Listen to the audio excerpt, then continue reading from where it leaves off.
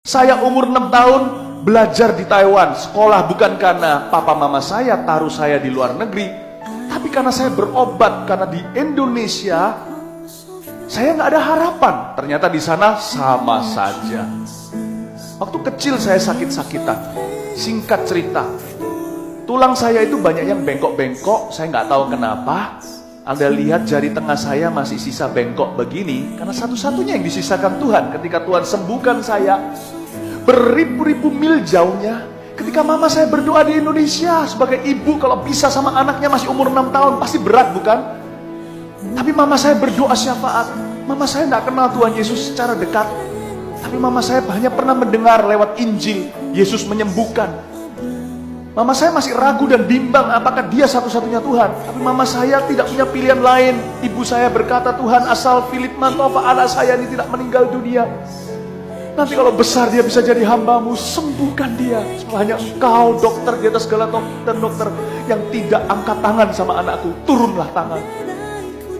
Saya berada di Taipei, jalan berapa langkah jatuh ke tanah, kaki saya lemah. Dulu sering mama saya haruskan saya pakai seperti polio itu loh, Bapak Ibu, sepatu besi. Saya malu, saya nggak mau sekolah kalau pakai itu. Belum lagi kalau ke sekolah ada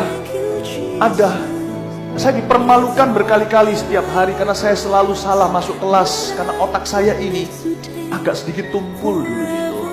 Panggilan saya waktu kecil adalah idiot, kata orang. Saya dipanggil idiot, itu panggilan saya.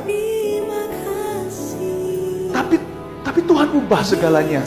Mama saya berkata, Tuhan, kuserahkan anakku padamu. Saya berjalan di Taipei, saya masih ingat di tengah jalan saya jatuh, berdiri lagi, entah gimana, apa yang mama saya katakan sama Tuhan Yesus, saya disetrum dari atas kepala hingga bawah kaki.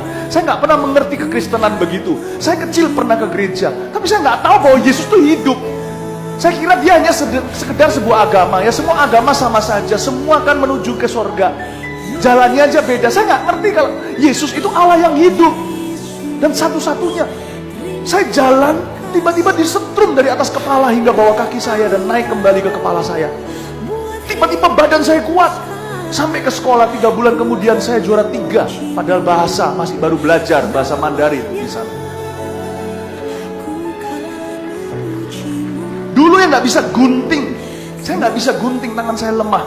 Tiba-tiba seluruh jari jemari saya lurus semua. Sisakan 1 jari tengah untuk ingatkan saya bahwa mujizat ini datang dalam nama Yesus dalam hidupku.